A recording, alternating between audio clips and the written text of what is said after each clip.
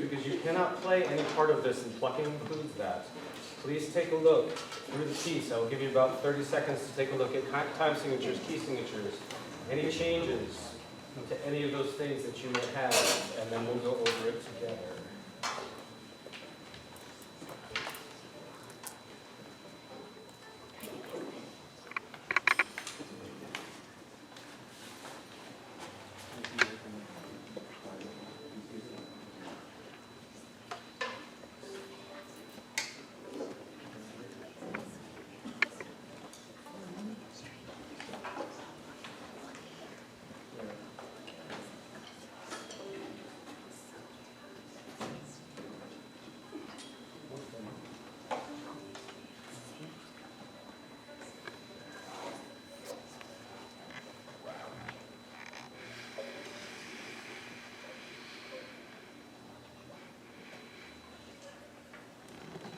All right, so there are no key changes, time signature changes, anything like that. At the beginning, it is a unison statement. We all have the same rhythms, if not necessarily the same notes. So make sure you listen right away. This will sound different than the warm-up room, than the room we were just in performing. So listen for balance. People are in slightly different places as well. Everybody plays all the way to 13. At 13, it is just strings. Then the next entrance is woodwinds and bells, so please make sure that you are counting the rest. I will do my best to cue you. Rallentando before 21 means look up. So if your stands can go up higher during sight reading, that is where they should be right now. Make sure that you can see me, and I'll give you as much information as I can.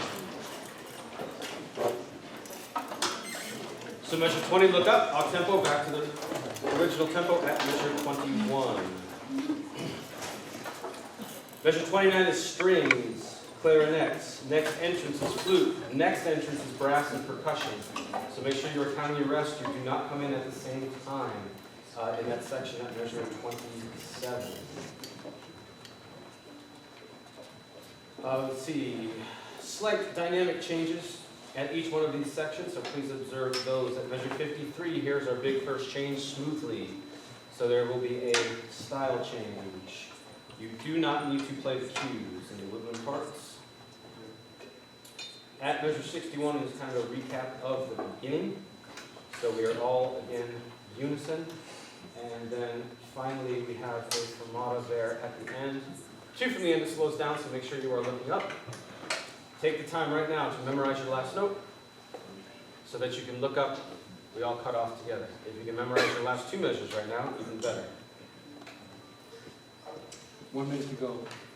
And please take the time to memorize your first note so that you're looking up here when we start, so that we all start together as well. Okay? Any questions on any of the parts? Then let's take A. Yes, ma'am. Then you can't play it right now. Can we take a quick tuning pitch, please? Can you play an A? Strings?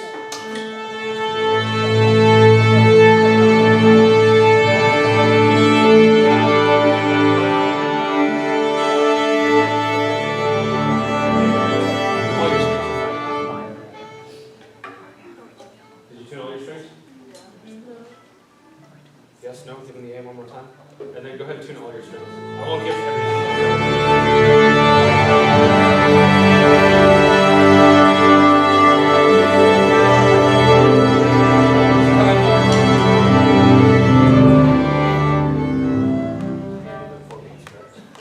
Sure can. All right, beginning please. I can give you 4 silent beats, so that is what I will do. I'll give you 4 silent beats and then we all come in. So eyes up here.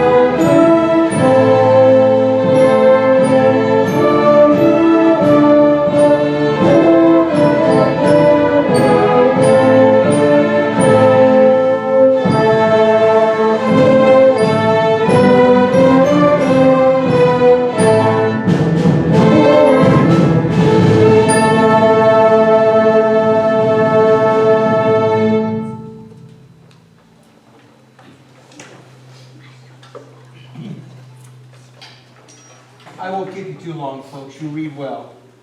And you read a piece above your level of ability as designated by what Mr. Noack said, but I'm just going to talk to you a little bit, okay? Just for a little bit of clarity. Your dynamics, I think you could make more use of dynamics. I think that's the one thing in middle school that you kind of need to develop more of an understanding on what to do dynamic level, what it takes to use less pressure. If Mr. Noack teaches less pressure on the string instruments, or does it, less air for the winds, for example, will give you a wider range of dynamic contrast. Your fortes were nice. May I compliment the French horns? Really a nice French horn sound. When I heard the horns play, I was very impressed. You got my attention in a very positive way. Something happened at 55. Percussion, you did a nice job. Up at 55, we had a little hang-up. Yes, the hang-up was in the winds. All of a sudden, the strings, the security of all these string players dropped out, and all of a sudden, flutes, you had the ball. The pass was thrown to you, and flutes, you kind of dropped the ball there. Agreed? Folks, when you sight read, play with confidence. Flutes, I wanted you to jump in and just play. If you would have made an error note-wise, I wouldn't have complained. But I wanted to hear you play. You need to play with confidence. Especially right there at smart mezzo piano winds, flutes, I would have used a little more air for more confidence. Now, noticing something that the ensemble does, and I'm going to take you a number, is that 61?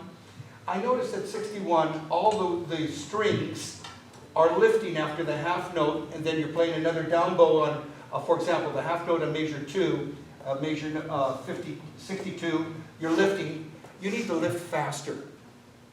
Okay, you just need to lift the bow faster. You have to have more, a quicker physical move. As I'm noticing, you're playing dee, ba, ba, dee, then lift, so you can start your down bow on that, the first beat of the third measure after 61. You agree with what I'm saying?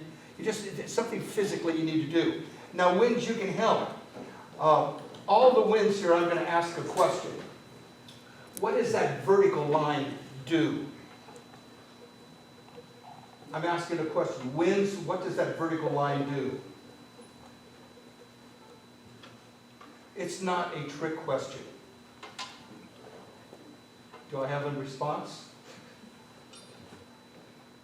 Are they afraid of me? Yes, they are. I am. You think after dealing with me every day, they wouldn't be afraid of anybody, but... That vertical line, folks, designates one thing, winds, and strings as well. That divides the measure in beats. Since this piece was 4/4, agreed? That means every 4 beats there's a vertical line. Well, winds, that does not mean take a breath. In my music, I do not see a comma. Do you? Do you see a comma after 61 winds? No. So why do you take a breath? Please don't. We have to have continuity of phrase all the way to the ending. May I please start at 6/1? 6/1, please. Put your eyes up here and set your bows. Set your bows and eyes up here. Ready? And.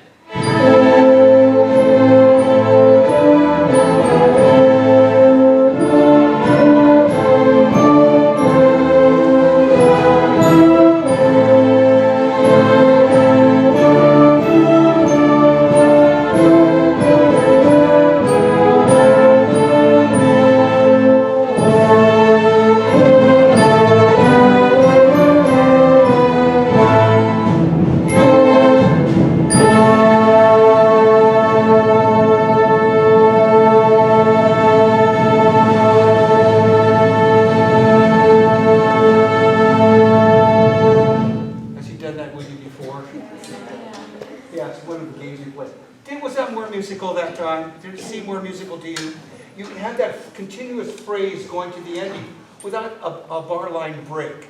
And winds, please don't break on bar lines. Try to avoid it at almost any cost. And if you have to lift strings, lift quicker, more physical. Can you do that? It's just something you have to work on. Okay? I'm not going to keep you too much longer, but you read very nicely. Is there any question you wish to ask of me? None? Okay, all the wind parts are going to go to your right. All the string parts are going to go to your left. It's almost like I know where I'm going.